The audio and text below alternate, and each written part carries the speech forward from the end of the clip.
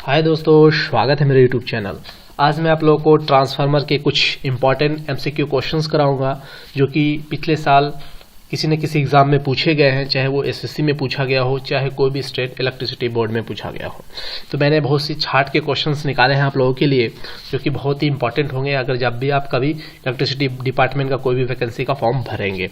चलिए दोस्तों, इस तरीके से मैं और भी बहुत सारे एमसीक्यू निकालूंगा, आपके पावर सिस्टम से भी निकालूंगा, ट्रांसमिशन डिस्ट्रीब्यूशन सेक्शन से भी मैं हफ्ते में 2 वीडियोस अपलोड कर दूंगा। अभी तक जो लोग मेरे इस चैनल को सब्सक्राइब नहीं किए हैं, मेरे चैनल को जरूर सब्सक्राइब करें ताकि मेरे नए वीडियो सबसे पहले आप तक पहुंचे।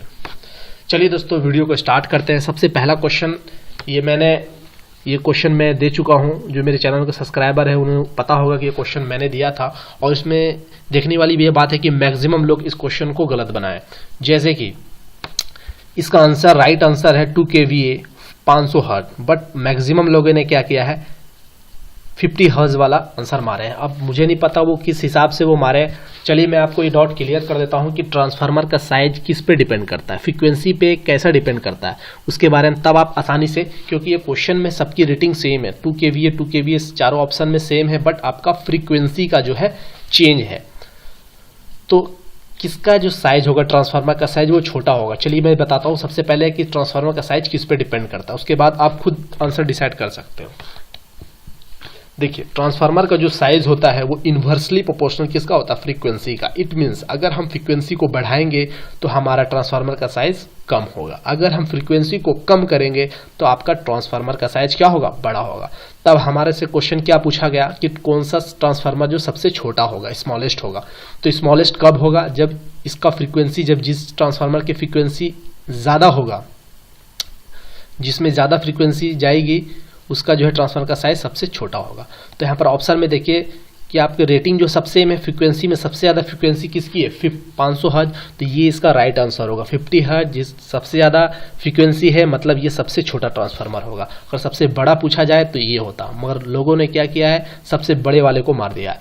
तो आपको, मुझे लगता है कि आपके डाउट क्लियर हो गए कि साइज को कैसे निकाल सकते हैं हम लोग, देख सकते हैं कौन सा ट्रांसफार्मर का छोटा होगा या कौन बड़ा होगा। तो याद रखिएगा, फ्रीक्वेंसी ज्यादा है, इट मीन्स आपका ट्रांसफार्मर का साइज छोटा होगा। चलिए दूसरे क्वेश्चन पे हम लोग आते हैं। दूसरा क्वेश्चन है कि ट्रांसफार्मर क्या ट्रांसफॉर्म करता है। ये बहुत इजी क्वेश्चन है, बट कुछ लोगों को डाउट्स भी होंगे। तो ट्रांसफार्मर जो क्या ट्रांसफॉर्म करता है, जैसे कि ट्रांसफार्मर का जो डिफिनेशन है, वो ट्रांसफार्मर क्या कहता है कि ट्रांसफार्मर जो है ट्रांसफर करता है, पावर को ट्रांसफर करता है। ठीक है, तो पावर को ट्रांसफर करता है। पावर का मतलब क्या होता है, P = VI, वोल्टेज और करंट। तो ट्रांसफार्मर क्या ट्रांसफॉर्म करेगा, आपका वोल्टेज करेगा और करंट करेगा। तो ये आपका ऑप्शन सी जो होगा करेक्ट आंसर, वोल्टेज भी करेगा और करंट भी करेगा। चलिए नेक्स्ट क्वेश्चन की ओर आते हैं। नेक्स्ट क्वेश्चन है आपका, the function of oil in A transformer is. तो जो ट्रांसफार्मर में जो ऑयल होती है उसकी क्या फंक्शन होती है, वो किस तरह से काम करता है। तो पहली बात है, जो हम लोग ट्रांसफार्मर में ऑयल जो डालते हैं, वो उसके डालने से क्या होता है, हमारा जो वो इंसुलेशन की तरह काम करता है। हमारा ऑयल वो मुझे परफेक्ट बढ़िया इंसुलेशन की तरह काम करता है, और उसके बाद साथ ही साथ हमारे ट्रांसफार्मर को भी कूल करता है। वो ठंडा होने के लिए भी बहुत ही लाभदायक होता है, बहुत मदद करता है ये। तो इसका जो आंसर होगा, to provide insulation and cooling. ठीक है, चलिए नेक्स्ट क्वेश्चन में देखते हैं कि the size and construction of bushing in transformer depend upon the. Question इसने बोला कि जो आपका जो ट्रांसफार्मर का ये जो बुश है, इसकी साइज जो है ये किस पे डिपेंड करता है।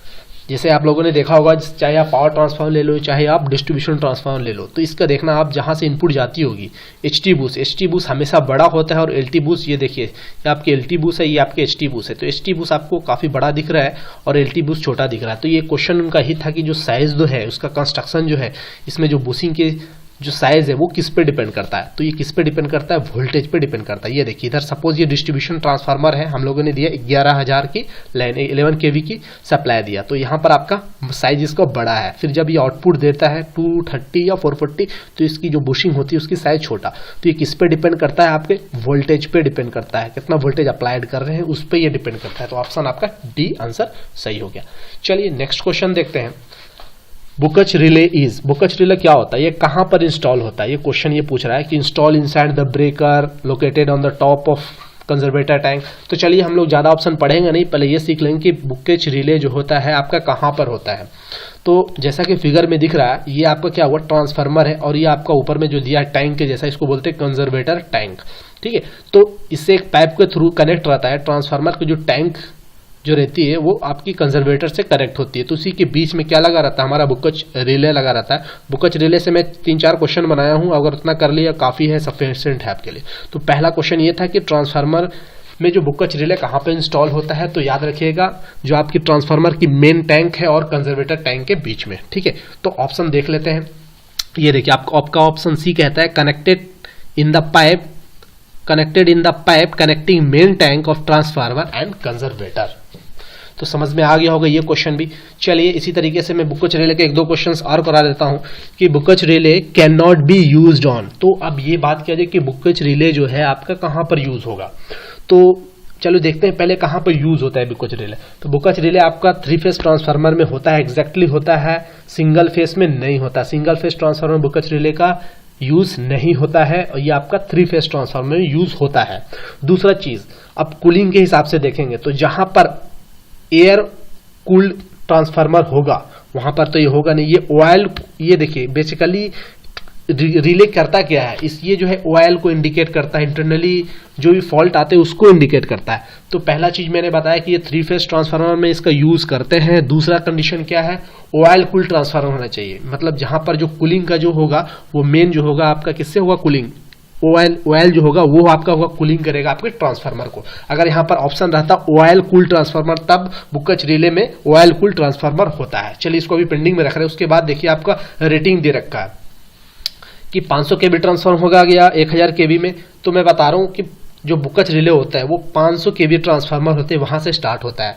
उससे 500 केवी रहेगा तब आपका बुकेज रिले यूज होगा, या उससे ऊपर रहेगा तब, उसके नीचे वाले में यूज नहीं होता है। तो यहाँ पर ऑप्शन आपको दिए 500 और 1000, तो यहाँ भी होगा। यहाँ पर देते 200 केवी तो नहीं होता है, 500 है या उससे ऊपर है तो यूज होता है। तो यहाँ पर आप ऑप्शन आराम से छाड़ सकते हो। तो आपका आंसर क्या होगा, एयर कूल्ड ट्रांसफार्मर जो होता है, यहाँ पर हम लोग बुकेज रिले नहीं यूज कर सकते। बुकेज रिले कहाँ यूज करते हैं, 3 फेज ट्रांसफार्मर में, या ऑयल कूल्ड ट्रांसफार्मर रहे वहां यूज कर सकते हैं, या 500 केवी ट्रांसफार्मर से ऊपर रहेगा तब यूज करेंगे। ठीक है, अब एक और क्वेश्चन कर लेते हैं, आखिरी क्वेश्चन बुकेज रिले से, कि bouquets relay is used for. तो बुकेज रिले जो हम लोग क्यों यूज करते हैं, पहला चीज तो बुकेज रिले जो है हम लोग जो लगा रहे हैं, कंजर्वेटर आपका जो टैंक है और आपका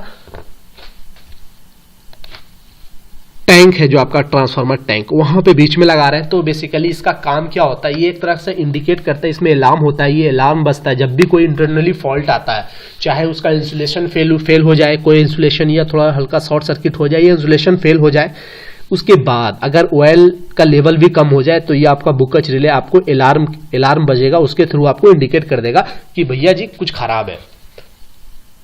उसके बाद प्रोसेस होता है। तो यहां पर आंसर आपका क्या हो जाएगा, तो इसका आंसर जो होगा, आपका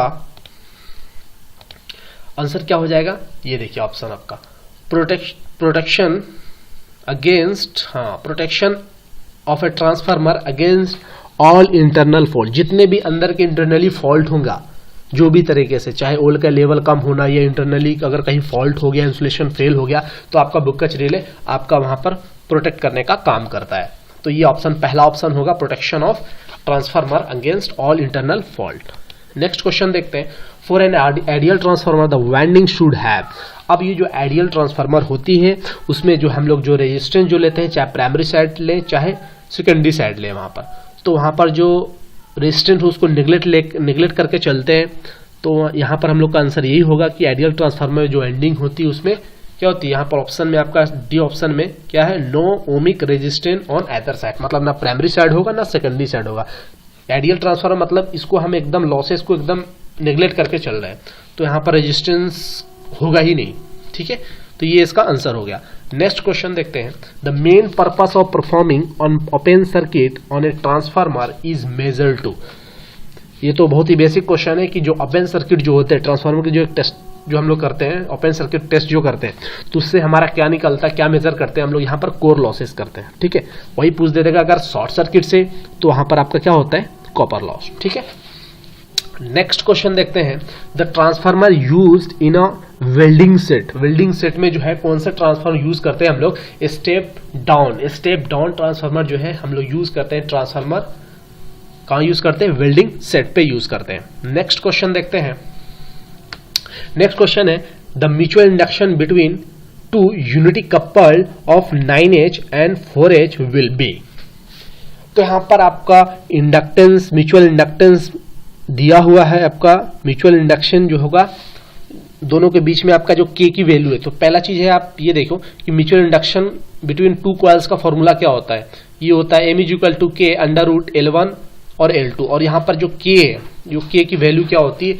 0 से बड़ा या उसके बराबर और 1 से बराबर या 1 से कम होती है। ठीक है, तो यहां पर आपका जो है दो इंडक्टर दिया हुआ है आपका। ठीक है, प्राइमरी साइड का ये, एक सेकेंडरी साइड का। L1 मान लीजिए प्राइमरी और L2 मान लीजिए इसको सेकेंडरी साइड। ये एक 9H दिया है तो आप L1 की जगह 9H और L2 की जगह 4H पुट कर रहे हैं आपको। ये K क्या है? आपका कोफिशिएंट ऑफ कपलिंग K। यहां पर आपका यूनिटी दिया हुआ है, बोल दिया आपका mutual induction between two unity coupled coil, आपका यूनिटी बता रहा है। यूनिटी मतलब एक हो गया, तो एक आपका K बता चुका है। तो यहां पर इस फॉर्मूले में अगर पुट करेंगे M=, तो ये आपका K=1 हो गया। और यहां पर 9 × 4 मतलब 9 चौक 36, 36 का 6, तो 6 हेनरी हो गया आपका। ठीक है, तो ये समझ में आ गया होगा। तो इसका आंसर क्या होगा? सी वाला आंसर। नेक्स्ट क्वेश्चन देखते हैं हम लोग। नेक्स्ट क्वेश्चन है, the EMF induced in a coil is given by E=-N dφ/dt। तो यहाँ पर ये क्वेश्चन यहाँ पर आपका दिया हुआ है कि N किसको बोलते हैं, E किसको बोलते हैं, dQ dφ किसको बोलते हैं। तो यहाँ पर आपका क्वेश्चन ये है कि यहाँ पर जो माइनस का साइन दिया हुआ ये क्या बता रहा है आपका? ये माइनस जो है क्या बता रहा है? तो ये आपका क्या बताता है?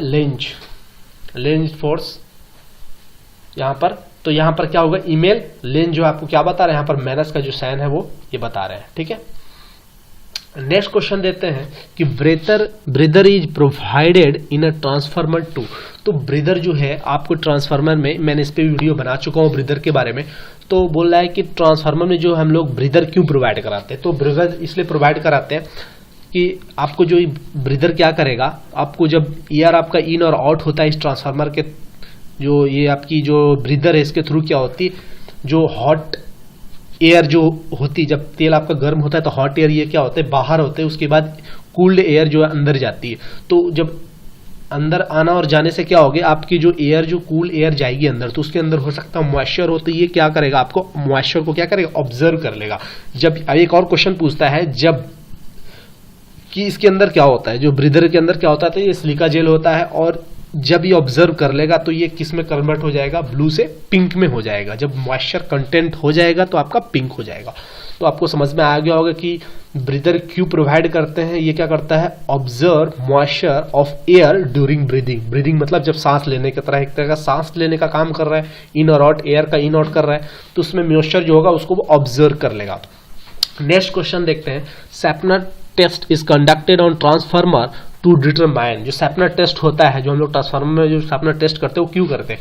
उसकी जो टेम्परेचर यहाँ पे लिख दिया मैंने, this test is done to determine the maximum temperature rise या रेगुलेशन या इफिशियंसी। तो ये आपकी जो टेम्परेचर, कितना टेम्परेचर बियर कर सकता है आपका ट्रांसफार्मर विदाउट फॉल्ट, कोई भी फॉल्ट नहीं तो कितना मैक्सिमम। तो इसकी आप मैक्सिमम टेम्परेचर देख सकते हैं, इसका कितना राइज करता है कोई भी ट्रांसफार्मर का। तो वो सैपनर टेस्ट से ये चेक करते हैं। नेक्स्ट क्वेश्चन देखते हैं हम लोग कि the transformer efficiency will be maximum at a power factor of. तो ये बोला जो ट्रांसफार्मर की जो एफिशिएंसी हो गया वो कितने पावर फैक्टर पे मैक्सिमम होगा। तो अगर यूनिटी पावर फैक्टर होगा या पावर फैक्टर 1 होगा, तब उस केस में जो ट्रांसफार्मर की जो एफिशिएंसी क्या होगी? सबसे ज्यादा होगी। नेक्स्ट क्वेश्चन देखते हैं, in transformer the insulation material fail due to.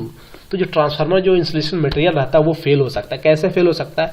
अगर मॉइस्चर चला जाए, अगर ट्रांसफार्मर के अंदर जो, अगर सपोज आपका ब्रीदर नहीं लगा है या ब्रीदर काम नहीं कर रहा है, खराब है, तो उसकी वजह से क्या होगा? मॉइस्चर चला जाएगा तो आपका जो अंदर इंटरनली फॉल्ट जो होगा आपका इंसुलेशन को फेल कर देगा।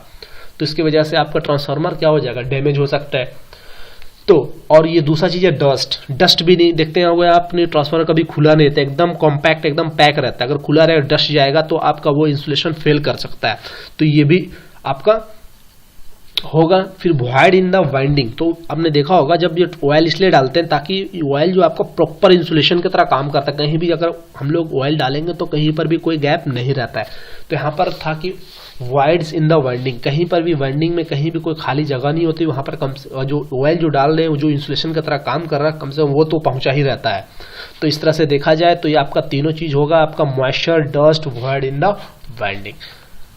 दोस्तों अगर मेरे वीडियो आपको अच्छा लगा तो लाइक जरूर करें। इसी तरीके से मैं आपके लिए वीकली में 2 वीडियोस इस तरह से लाता रहूंगा ताकि आपको नॉलेज को और ज़्यादा से ज़्यादा इंक्रीज कर लूँ, ताकि आपके लिए ज़्यादा फ्यूचर में काम आ सके और अपने नॉलेज को जितना ज़्यादा हो सके बढ़ाते रहें। Thank you for watching my video. Good luck and have a nice day.